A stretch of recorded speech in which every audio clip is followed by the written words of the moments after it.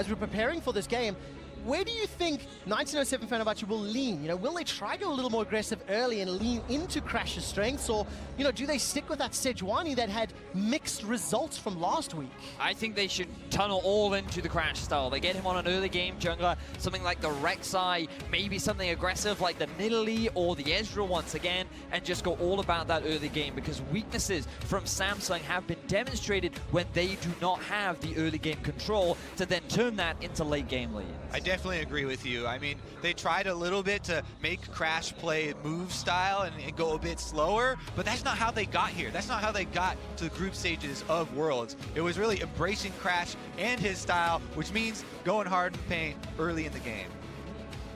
Ban's about to wrap up. Gragas, Ezreal, and Jarvan removed from the side of Samsung Galaxy. For the 68th time at Worlds, Kalista finds herself on the ban list, followed by Talia, obviously targeting Crown, and they've got one option left. Janna's still up, Lulu's still up.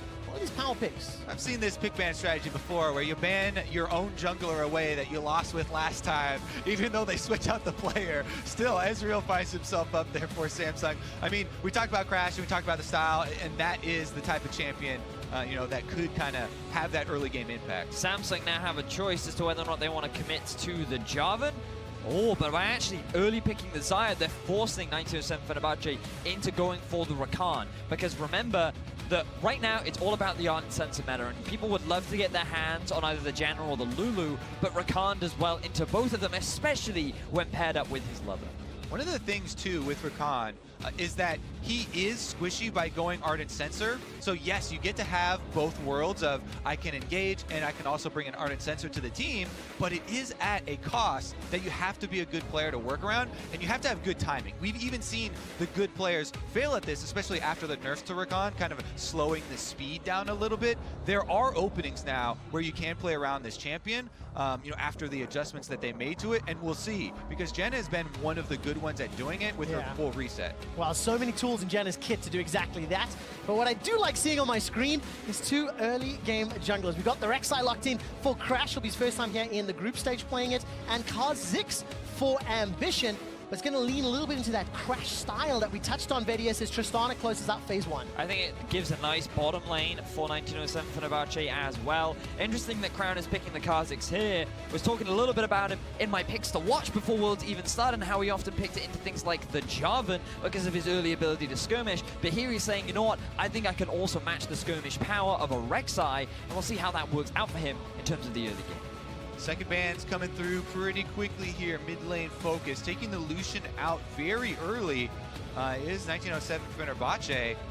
In response, though, the Syndra and some of the more meta control mages here from Samsung, it looks like. I think Crown would be fairly happy to play Cassiopeia or something and have some good backline threat. Looking at champions like LeBlanc as well, we saw it being banned earlier in the day, and from RNG. And I imagine that both these mid laners will not be afraid to get their hands on that kind of a mid, especially with so many taken off the board. All right, let's find out what they prioritize and who gets that counter pick opportunity. Quick update on Ambition's Kha'Zix. 10 games played, 9 wins, 1 loss career-wise. And 1907 taking their time to figure it out. Going to be locking in this Galio. Still has that flex possibility as well, which is safe, gives them even more options at this stage of the game. That's the thing I really like. It's something we highlighted a lot when the Gigabyte Marines would focus this champion, right? It provides a lot of mobility and a lot more potential for surprise plays. When you have Rakan engaged with the Galio on top, suddenly it is a bit easier to go for those engages and still have the Ardent Sensor and not worry as much about being so squishy, because you've got this big Galio, coming to save the day right behind you. Well, big Galio going into big Cho'Gath.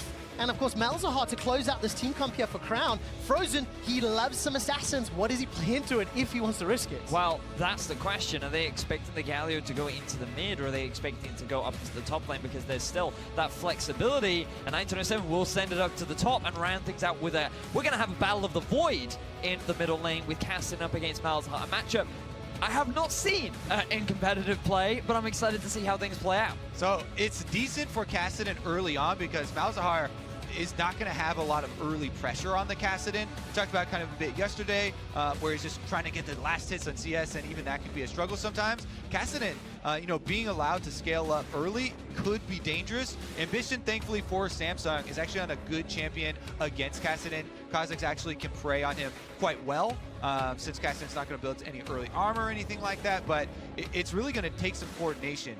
If Crown just survives and gets his ult off and Ambition is around, that's where you can see, you know, the Kassadin aggression turned around sometimes. I think also Malzahar is just naturally good at locking down high mobility targets. When you look at this composition as a whole, there is a lot of mobility. Rakan, Tristana, Kassadin, Galio, so many champions that are really good at just dashing in, dashing out, moving from one side of the map to the other, something that a Malzahar could just very quickly lock up and allow Ambition to shred through. You only get one.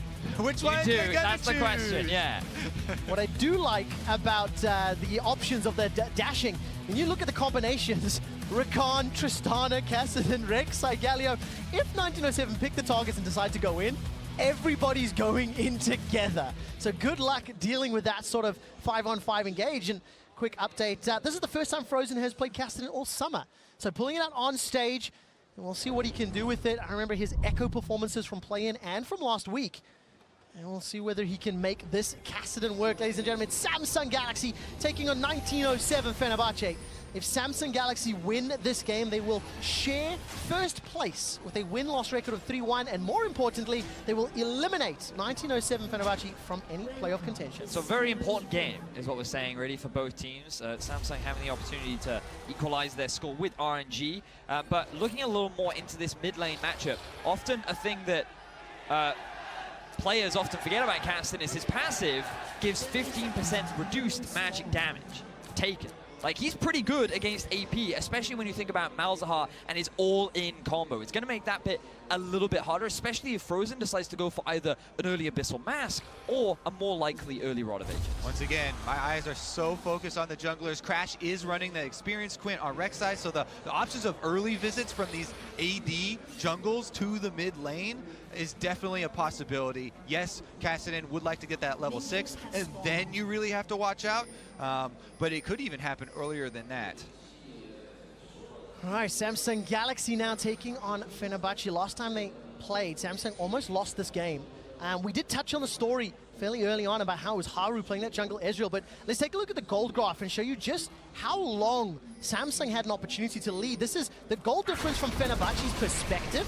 You can see they lose to about a 4K deficit by 10 minutes, maintain until 30, and then all of a sudden turn around, Venus. That's the big thing that a lot of people remember Fenerbahce just having this big gold lead towards the end of the game, but it was Samsung that were in very heavy control. They had a lot of early towers, they had a lot of early ganks thanks to Haru, and everything was going their way largely just because of the lead Cuba had up in the top lane on that Trundle. And that was such a close game. Samsung afterwards, the players were talking about how they took that loss very seriously, and they do not want to let, you know, almost lost. Again, I have the Papa Smithy syndrome, where it was such a scary moment and a scary game for them that they consider being that far down for so long. Definitely not the optimal strategy. No, absolutely not. And when you've got, you know, such a gigantic lead, 4,000 gold by 10 minutes, I think 2,500 gold lead on Cuvées Trundle, which was hugely impactful, but they couldn't actually turn around. You can see they're 2.4K at 15, didn't play the split push, didn't utilize the tools, and while we've been telling stories, Pad and Hipone, Rule and Cordia J continue to trade, going back and forth, really getting into their face, and opponents going in. So, looking back at how Cuvée played, like, he actually did a lot of work in terms of the mid to early game on that Trundle. He took a huge number of towers. We have to pay attention back to the mid as Crash is looking for a gang. All right, let's find out. Flash is available, Void Shift is not. Crown actually respecting the potential, and Crash does not go for the flash follow. Remember, that experienced Quint I talked about on display here. Crash with Raptors red, goes into the Scuttle Crab, goes to invade, tries to get to Ambition early on. Ambition did get out over the wall, though, on that Kha'Zix, and he's been able to purchase his first back just fine. So no harm, no foul. A lot of early trading this game. Feels a little bit higher tempo than from game one of the day, but I think the champions also somewhat allow for that. Cuvée and Thaldrin, they're going to be trading back and forth. Cuvé's just going to be looking to time. He really wants to scale up and get those chomps down. Big priority here for Ambition to ensure that there's no repeat gank on the mid lane since Crown doesn't have his flash. All right, let's see what Frozen can do. Try to get himself away. He's already used that summoner spell. There's no support from anyone else. And our Ambition's just going to use this pressure advantage to clear out the vision. Now this is what we were very much talking about, Kobe, with regards to these AD mid laners looking to try and gank mid. Now, every flash has gone for both Crown and Frozen, but Ambition had to use his as well. Frozen was in a good position in the lane that he could have just walked out from the gank, so Ambition wanted to try and force it, and now he's going for a repeat gank. Remember, no flash, no 6. Frozen, what are you doing? Now, there's no mana for Crown, actually, and all of a sudden, Crash is here to respond, so good counterplay by Crash. Yeah, they know junglers are around, sharks are in the water, so you don't want to overcommit to those chases, and that's where the vision around mid lane was so important there. They're able to back off. Crash even chases Ambition out after the one chicken steal. Yeah, not going to get any more of those Raptors this time around, and as we approach 5 minutes, a lot more tempo, a lot more things happening this time around with those two sort of damage-heavy junglers in the early game. But it's Rula and Core JJ, though, once again getting pushed in is something that every time we look bottom, Padden and Japone just keep shoving them in, Vinius. Yeah, because the mid lane has drawn so much of our focus, we haven't even had an opportunity to talk about this bottom lane, and it's extremely important to do so because one of the players to highlight from 1907 Fenerbahce is Pan. During the laning phase, during play-ins, this guy struggled a lot. His average deficit was something like minus 10 CS on average at 15. Like, he was really struggling during the laning phase. But coming into group stages, his performance has significantly improved. He's been holding his own against players like Uzi and Sven, and now Rula as well. And you can tie that into the fact that Rula hasn't had the best group stages either. Yeah, exactly. Plus, Padden playing into the Janna, it's one of the supports. They go gold runes all over the place now, so the combat effectiveness early on in the lane phase is a lot less, and Janna just kind of sits back, shields the AD carry, so I'm sure he's happy to get the CS that he's getting here early on, but again, we'll take a closer look at Ruler. Yeah, 2.4 KDA, not the greatest. His damage rating shows you an adjusted expected damage based on a number of factors, and he's underperforming on the champions he's playing. Of course, one big factor for that is something the analyst has mentioned, and Kobe, we were talking about earlier, an average of 98 damage per minute for Rula on his Twitch game in their loss to RNG. Tells you how heavy-handed that defeat was. But it was also one of those situations where he never really got an opportunity to fight or utilize the strength of Twitch, and he was in a really disadvantageous matchup. So while it certainly is a low value, I can also understand how that value came to be. Oh yeah, it tells a story, all right. It tells a story of an AD carry getting dove over and over and over. Can't put out the damage when you're dead. Frozen tries to go in there and take away a large chicken, but don't believe the spear landed. All right, so even Stevens in the game at the moment. Flash is still not available in this mid lane, but very difficult to gank both of these respective champions. Of course, Frozen got Rifthawk available, and with Crown's passive, it's just a frustration needing to pop that before you can do anything after. Yeah, it is a frustration. It's a little bit less for Kassadin than a lot of other champions because at level 6, you're always threatening a Rek'Sai gank, right? Kassadin, with the Null Sphere, you pop the shield, and then you're always threatening a Riftwalk into a slow on passive-less Malzahar, and you kind of always have this unseen threat of, you better have wards on my jungler, or else, I have the threat of all ins. Crown has got his summoner available now. Gone that flash heal. Frozen's got the option to TP around the map. Fairly standard, and on the sides, the Turkish representatives, they've got the ability to play 1-3-1 very effectively. J and Rula go through this control ward, make their way up. Nether Grasp and Flash is available for Crown if they want to lock down Malzahar. Malzahar has hit that level 7 mark now, so he's gotten a few extra points in his E. That means his wave clear is so much more effective. We got to stop talking about mid laners right now because Crash is in the jungle. All right, trading back and forth. Crash is going to smite away that Sentinel before he makes it out clean. So actually, Frozen here with the with the Kassadin can one-shot the Voidlings, as you've been seeing on screen, with just a level 1 E for himself, and that's what he's been doing to just clear those out and take away a lot of the pushing power of Malzahar, and he's feeling pretty nice in that combo. Feather Storm used by Rula. First blood available, but not yet taken. Padden needs to run away as Core JJ not yet available with the Monsoon. Japone threw down the Ignite, and no one dies yet. Pretty good trade there. For both sides, in all honesty, but Core JJ, he's still fairly healthy. His ultimate is going to come up soon, but Rula not feeling confident, deciding to back away. The burst coming down onto Pan after Rula used the ultimate was a little bit scary there, but Pan was able to walk out. All right, so again, still nobody dying despite excessive trades. First backs, by the way, BF swords were picked up. Lost chapter for Crown. Makings of that Rod of Ages on the side of Frozen, building his way up at least. Just slowly scaling our way into this mid-game. Fenerbahce, 1907 Fenerbahce rather, they've got themselves a small gold lead just through farming, which is a good sign for this squad. It's a decent sign. One thing that is another sign that could be bad for them would be the control wards here creeping into this river for Samsung. Ambition, by the way, he is one of the Kazakhs that will go the Q evolve early on. That gives you more threat around taking these dragons. And a lot of people have really jumped on the train of the R evolve early on because you can have a lot more mobility and it opens up a few more gank paths. But now that he's got the evolved Q, you do have a lot more single target damage, and that is something to keep in mind. Also early skirmishing power. When you think about what Crash is trying to do in the early game, when they come in for the counter gank, he's going to have that ability to dish out just as much damage as Crash can. Oh man, Taste Their Fear, going to be so scary. Samsung Galaxy, one of the most underwhelming Korean squads from the first week. You know, their record 2-1 could easily have been 1-2. And there's a lot of eyes on how much things can change from week 1 to 2. Will, 1907 Fenerbahce be able to grow, develop, show that they've improved? And will Samsung Galaxy start to silence some of the critics and prove they can take over? They've got ambition. We know the mid to late game, that's where he shines. And we're slowly edging our way towards that. But it's also just where the team shines. When we look back at how they played against G2, it was their ability to fight in the mid to late game along with their decision making that allowed them such a clean game. And now we have to look at Japone as he's looking for an engage. All right, got the engage with the quickness, manages to get a follow-up knock-up.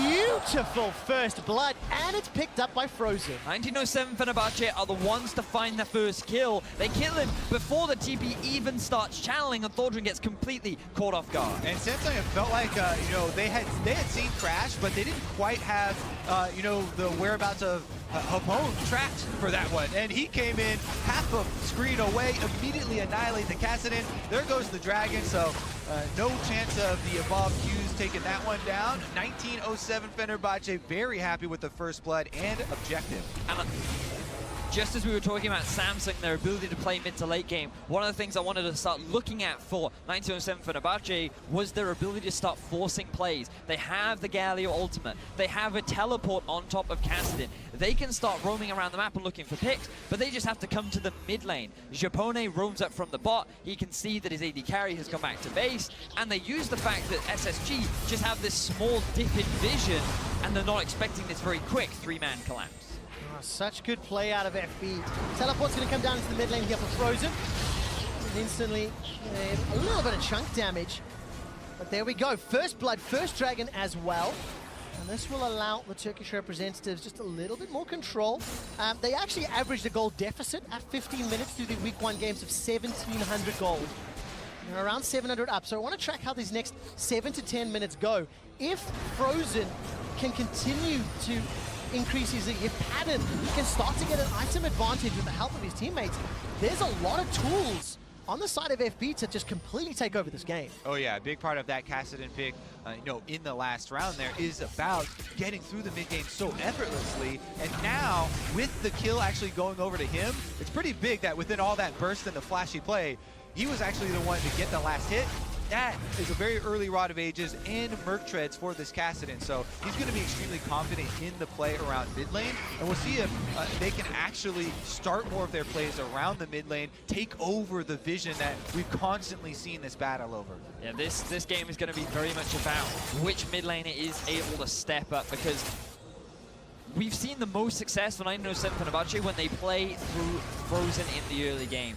This guy achieved many accolades within his own region during the TCL, and coming into the play-ins, he was one of their star performers. And while Pan, he certainly shined in the late game team fights and he was a big carry, it was Frozen that allowed them to get there, and he was always the player that we were watching as the early game progressed. Yeah, but giveth and taketh, because his Echo last week, jumping into the Lulu, of course, was the game-turning play that allowed SSG to just turn everything around. FB had been sieging for a long time. I think you could see some of the cracks in their macro, some of their inability to break open Samsung Galaxy, and that's what allowed Samsung to win that game. Let's see whether or not it can happen again. Ardent Sensor completed for Core JJ in the bottom lane. Ruler getting very close to the Essence Reaver. Adaptive Helm for QA up in that top lane as well. First items starting to trickle through. We've touched on that Rod of Ages, Infinity Age, Rod of Sensor. So everybody hitting that one item spike.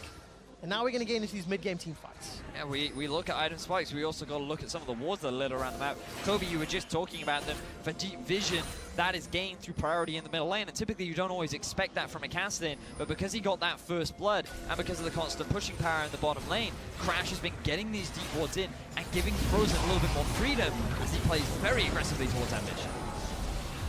Yeah, he's got some backup here as Crash as well as Depone are around mid lane once again to defend that vision. And it's one of the big points that we always bring up is people, very often a lot of the early game deaths will be over a control ward. You know, these fights over vision are very real stakes, and people are often willing to even overcommit to them. As we saw there, though, they did have some backup, and it was necessary. Well, there's 2 teleports on the side of FB. Of course, Dolgen's still available. Frozen's is on cooldown. We've actually not talked about the top lane at all because it is that tank v tank Galio v matchup. Cho'Gath, man. It's even CS here between Cho'Gath and Galio, but we're getting to the point that they're now going to get involved, right? They've got their items, they've got their TPs, and anytime an initiation breaks out, let's see who's going to be quicker on the trigger finger and whether or not Dolgen's heroic entrance will be pivotal. Yeah, because while the champions themselves could be game-changing, you've also got to look at who the players are, because for Thaldren, he is the big captain for FB. He was the guy that led them through the playing stages and is often the father figure, the guy that they can rely on to keep their confidence up. And Kuve, he was considered one of, if not the best top laner coming into the tournament. There was a lot of praise. We've seen him get amazing outplays last week in their game versus RNG and G2, and both eyes will be on these top laners to not only see what they can do with their champions, but also in this game. All right, where is the initiation here for 1907 Fenerbahce? They've got to defend against the 3-man push. Cuve's the first to arrive. Padden did not leave the bottom lane. It's chip damage on the mid, but nothing more. Yeah, as threatening as Kassadin is, you know, in a 1v1 scenario or chasing people down, again, always the weakness everyone will highlight is the wave clear. So a quick little jab there from Samsung to try and get some turret damage, but the threat of the collapse from 1907 Fenerbahce was just too scary for them, and they do back off immediately. Personal pet peeve, look at this now. Crown's going to get flanked. 3 members, Crash and Japone, coming in for the engage. He feels the collapse coming. He knows it's coming. The tremor sense is going to make it visible. The Gleaming Quill unable to pop the Void Shift. So risky and brave from Crown, but he knows supports coming in through the river. All right, Unburrow comes out from Crash. Ambition decides to leap forward. And Crash blows that flash to get over the wall. Yep, they've got a recall here from Padden. He wants to go purchase right now, so they don't want to fight. They want him to get his purchase off before the Drake spawn. Recall timers are an objective of themselves in the early game because preparation is so big for these objectives. Also look at the TPs. All are now available. Every summoner spell is up.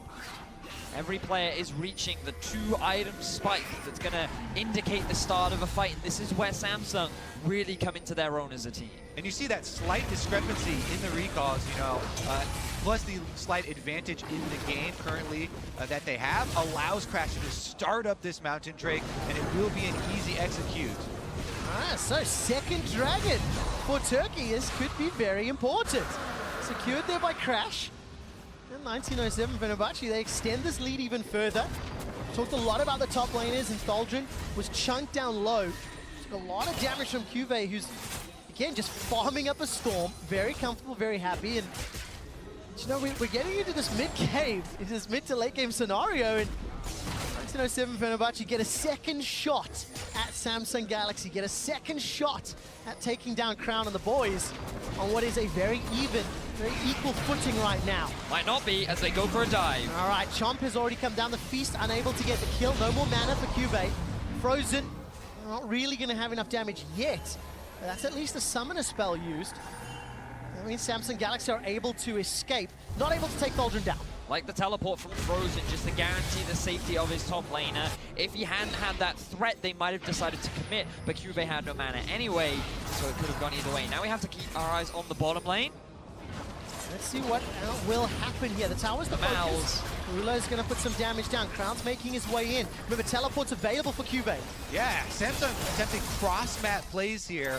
Gank on top side, then walking all the way down to bottom side. Crown and Ambition threatening the dive here but they're going to abort that mission as well with the vision in between going to dissuade them. So Samsung, a couple of attempts here in the mid game, but fended off fairly quickly. I mean, it just feels like both of these teams are pretty even at this stage. There's a few attempts on both sides. There's a few potential setups, but nothing yet is coming. Frozen going to be able to pop Crown's passive and look for something further.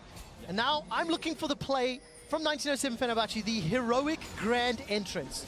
Rakan dives in, Galio jumps down on top of him, and then that just gives so much space for Crash and Frozen and Padden to clear up whatever is caught in the tons of CC that can come down. Will result in the biggest boom of World's group stages. Other than North America, obviously. Well, Dude, they're not even playing today, dude. Relax. I had to bring a bit of comedy value. It's a slow game so far. We're approaching 20 minutes. Let's backtrack to the game, lads, now. SSG, they're on track to get themselves their first tower of the game. And they got options because, of course, their mid tower is being chipped down. The top tower is being chipped as well. 1907 Fenerbahce going to be in trouble as Frozen's going to get locked down and shut down by the Nethergrass. Teleports channeled and cancelled from both. And that's the first kill for the third LCKCs. Great move. They're finally able to find the play around mid lane and punish Frozen here with that crowd control from Malzahar, immediately locking him down. As we said, Ambition on the Kazakhs gets to bring that damage to cut right through him. Lethality already picked up for him, so he really can make that one work. Love the duo combo, being able to shut down Cassidy. We talked about how if he has no mobility, it becomes very easy to kill him, and now they have priority on the middle lane. All right, QSS picked up by Frozen. 1907 Fenerbahce will lose their first tower in all 4 games. They have conceded the first tower, and all of a sudden, Thaldren throws his ultimate down after the tower is already dead. Kuve has been consistently pushing this top lane, which means that after the ulti from Thaldren, he's going to get a lot of damage down and may even take this turret, resulting in another tower going in the favor of SSG. And remember, the bot lane is also exceptionally low. It's already a 1,500 gold lead for Samsung. This tower not yet killed. Frozen may be able to defend it, and does so for a little while longer. But it just feels like the scales are now tipping into Samsung's favor. Yeah, you could definitely see there was not a lot of communication with that mid-lane attempted defense or engage or whatever you want to call it there, because the Rek'Sai going in on the champion that has the jump, and Galio ultimate long channel time, it's pretty simplistic for Samsung to get out, but now they're going bot. All right, flash engage, Featherstorm comes down, Padden, Japone, and Crash unable to find anything there. Samsung able to escape with their lives. I didn't quite see if that was just a sidestep. I mean, it had to have been. Blue lane, Cordia J didn't even use summoner spells. Tower number 3 is available here for Samsung. It is so easily knocked over. And for 1907 Fenerbahce, they find themselves in a 3,000 gold hole and just being picked apart. And initially, we wanted to see from FB them playing the Crash style, play the early game. They get a flash out from Crown. We think, oh, they're looking to try and make level 6 plays. They're trying to be early aggressors, but now they've slowed the game down, and this is SSG's territory. They know how to play the map. They know how to work as a team, and they're capitalizing on the lack of experience, to say, from the side of FB. And it's definitely moments like that where you feel for the team, right? Crash is an emergency sub for these guys, and yes, he can communicate with Frozen, but then there's delayed kind of communication with the rest of the team, and it's not a perfect scenario, but they've been trying to make it work, and they are still alive in this game, although Samsung just made such a huge surge. Look at the gold lead now. They certainly have. The one thing that FB can still rely on is that their composition still scales relatively well. The level 16 Kassadin is something you always have to be aware of because of his 2-second ultimate. He's on his way to completing his 2nd/3rd item. You have the late game Tristana too, and Galio is one of the strongest tanks when it comes to this late game point. So it's all about how well can they match up against the team fighting power of SSG. Well, team fighting power gets empowered by an Infernal Dragon at this stage of the game. 2 and 3 items starting to spawn. Righteous Glory picked up for Cuve. Rapid Fire Cannon sitting in Ruler's back pocket versus the Shiv Eye Edge of Padden. And of course, it looks like both teams are fully aware of the positioning. FB, do they want to channel this? All right, Thaldren's teleporting down towards the mid lane. is going to look for an engage. 1700 HP on the Infernal. The engage comes in. That's a two-man knocker. Here comes the heroes in to Stoldrin and Frozen, looking on the back line. That's a four-man taunt. That's another kill for 1907 Fenerbahce. Ruler throws out the Feather Storm. Not going to be able to call the Feathers back, but it's Samsung Galaxy destroying FB. Stoldrin sitting on the front line. Padding gets caught up by the Rupture, forced to run away. He's dodging, dipping, ducking, and diving. He can't auto-attack enough, and Samsung wipe FB. We questioned, could FB challenge the team fight power of SSG, and the answer is no. 2 kills in favor of FB, but 5 for Samsung Galaxy. They get themselves the ace, they get themselves the Infernal Drake, and they're running it down mid. The post 20-minute surge from Samsung, just incredible here, taking over the game, and Ambition, they look so comfortable with him in the game. Great calling from Samsung. It felt like once 20 minutes clicked over, they just went, okay, now we play. Gloves come off, make a few punches, 4 towers, a dragon, and an ace to boot. Now, keep your eyes on the positioning of Ruler, because he was under a bit of scrutiny about his performance so far, but he chunked Crash out. He's not the one being engaged upon it. He's just free to deal all this damage. Still yet to be touched. We get a replay of Crown as he's very happy to see the end of that fight, and then we don't get to see the fight ourselves. So there's the damage, proof to what I was saying. Censored for your eyes. You only get to see that one time. But Ruler, he did a lot of damage, guys. Yeah, very well played. And you know, we were talking about his performance and some of his, I don't know if inconsistency is really a fair word, because they got crushed by RNG and he was on a Twitch, so what can you do in that scenario? However, there are some critical eyes being thrown on all 5 members of the Samsung roster because of their week 1 shaky performance. And now that we've entered the mid-game good and proper, Samsung are fully activated. Guardian Angel on Ambition leading the way, and they're going to look to shut down and eliminate 1907 Fenerbahce from World Playoff contention. Consistency is going to be something that is always brought up at Worlds, and it's such an elusive goal in the best of one's group stages. That's why everybody is like constantly chasing this kind of just out of reach. There's so many things that go so differently game to game. This time around though, Samsung going to be able to set up around Baron next with a lot of this deep vision you can see in the red quadrant jungle of FB. That's going to pose a lot of problems now that Ambition also has gotten his second evolution. And it feels to me that Samsung are just in their comfort zone. This is exactly how they played within the LCK. FB have allowed them to get to this point, and now they're setting up for the tower siege. You can see Cuvée down in the bottom lane. Samsung are grouped up as a 4-man unit top. They've gotten so much deep vision down with the control wars, and Crash tries to engage. Oh, Ruler didn't back away quickly enough, but gets a lot of sustain and heals. Turned around as Crown's able to kill Pattern. Now there's no damage. It looked so good at the start, but the turnaround is better. Golden trying to get the taunt down and not going to be able to find it. The engage interrupted. Core JJ, the monsoon will send tears down 1907 Fenerbahce fans' eyes, and Samsung are not done yet. The inner top turret is the focus, and Cuvée, by the way, says, I don't care, bros. He's continuing to push the bottom lane, and he'll take that tower as well. All of that engage just stuffed by Samsung so quickly there. Janna ultimate on point from Core JJ, but even before that, pulling out the kill 4 versus 5 with the focus onto Pattern. Really impressive team fighting once again from Samsung. This is why they were praised for it coming into the tournament. Yes, there were question marks, there were holes in their play in week 1, but the Korean teams always get better when it comes to Worlds. Week 1 performance into week 2, these teams know how to grow. And looking at Samsung right now, seeing how clearly stronger they are in this mid game, especially now that the map is wider, I don't think Haru's going to see another game today. Ambition very clearly leading the way forward. I mean, Crash just gets run down. Infinity Edge completed on that last back. Ruler and the rest of Samsung Galaxy just in a dominant position. You know, when I think about top-tier teams taking on these emerging region squads, this is actually the type of game I sort of expect. Don't put yourself in a risky position early. Even if you go even until mid-game, rely on the experience and the macro to take over. And that's exactly what Samsung have done and demonstrated in such clear fashion.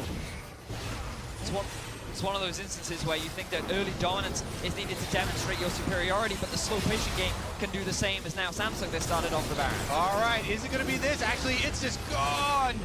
Oh, they're not even going to get close. FB unable, maybe unwilling, maybe not on the same page. Everybody had flash, everybody had tools to get into the pit, but it would have been 4v5 at best. Exactly. I mean, what are you really going to do? Your jungler is dead. Against a Feast Smite. Yeah.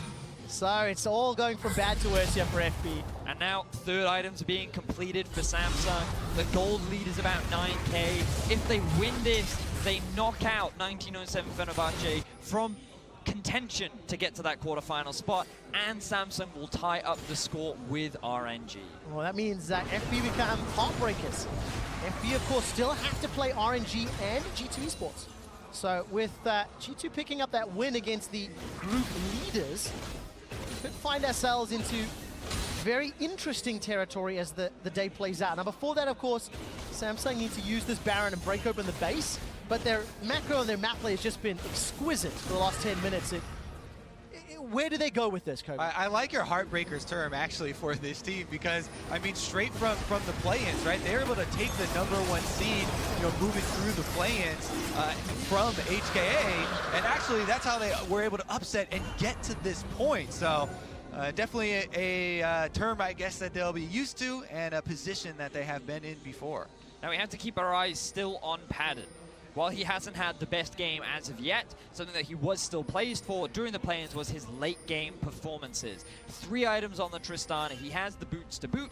He's level 15, and he could still be one of the big carries for the team. So one that you can never really afford to underestimate as Samsung look to break into the base. Let's see whether or not he can survive long enough against Ruler, Crown, and Ambition. All right, Ruler, Crown, and Core JJ, though, in a 3-man siege. That was shut down Padden. That was gigantic burst of damage. Storm was available, and Padden really fancies himself another shot. All right, that Void Swarm gonna allow the tower to get taken down, and the base is open. Double Infernal Drakes to the side of Samsung, helping them out with this high damage dealer comp. And by the way, Cube is still playing PvE. Cube did not load onto the PvP server. Today it's about PvE. He's looking for the buffs. He's looking for the towers. He's still alone. He's got the tower. But who the FB said? There's no one to send down there. Thordran doing his best, but he's always getting pushed back by Kube. There's a massive minion wave as well. Here's the engage. All right, let's see what they can do. Padden not able to rocket jump over the wall. That could be game-changing. They've shut down Crown, turning their attention. Ambition still got GA. That's a follow-up onto Core JJ. Cube wall. The interrupt onto Padden. The feast as well as the Feral Scream takes him down. That's a route now onto Thaldred. And the fact that Ruler is so fed and untouched, he's looking to close things out. Kube finally joins the fight, and you see the difference in power. Getting the knockup and the kill onto Padden should be more than enough to allow Samsung to end the game. The Baron buff here doing a lot of work. They just rotate from inhibitor to inhibitor to inhibitor. Now all that's left are the Nexus turrets standing in their way. League of Legends victory by the numbers. Supers across all the lanes. That was one hell of a Baron power play. And Samsung not going to risk making a mistake in the base, not going to risk throwing away any lead that they have accrued, all 12,000 of it. Instead, go back, spend the money. Look at that scoreboard on the bottom, guys. Huge items being picked up. And Samsung, one lost siege. That's all they're going to do. Tie themselves for first in the group, go to 3-1. Insta-buy Mercurial from Ruler. That's not really what you want to be seeing if you're FB, but you are at a 12,000 gold deficit, so there's very little you can do about it. Level 18, Cuvée coming up huge for the team, and now they're on track to get their 3rd win of the group. Interesting, setting up the next match as well. You talk about the 3rd wins and what does this do for the group. G2 are just coming out of a very quick victory over RNG, and now they're going to be playing Samsung, who have kind of a Samsung-esque win here, right? Yeah. Very calm and collected, even though they did get behind early on. That's going to be their next matchup, and this is going to put a lot more weight on it. Yeah, really well. And what a great confidence booster for Samsung Galaxy. Close out the game, such Samsung fashion. Be comfortable, and we'll see the 2 undefeated teams for today, going head-to-head. That will inform us how the rest of the group plays out. 4,300 gold was that power play as Ruler chunks down Crash. 1907 Fenerbahce need to defend this base, but I don't think that they can. Silence goes down with the Frozen. He buys some time with the Hourglass. Charm comes down from the quickness, but that's 1, 2, 3 quick kills for Samsung. They're going to shut down Patton on the way out, as the last man standing is Doldrin. Ruler is hammering away on the Nexus, and Samsung Galaxy eliminate 1907 Fenerbahce from Worlds 2017 playoffs. Very clean game overall from Samsung, much more of what we expect from this squad. The last time these two teams met, it was a struggle. FB were able to put up much more of a fight, but this time SSG, they came in prepared, they came in, they played calculated, and they shut down the Turkish representative. You can see the heartbreak on the side of Japona there on that close-up. It looked close for a long time in the laning phase. You were always going to favor Samsung's macro. We saw it last week, we've seen it historically. And that means Samsung tie themselves with first in Group C, 3 wins, 1 loss. And now it puts the onus on G2. It is within their fate if they want to try and make it out of this group. If they can get the win against Samsung, then everything blows wide open. But Samsung are also in a position to secure their spot into the quarterfinals. So things starting to get extremely tense as the day progresses. Well, my European friends, is it going to be another European run here in day 2 of groups? It started off well for you. It has started off well, but we have to find what happens next, right? And now they're coming up against Samsung Galaxy, and the number 2 in the group, if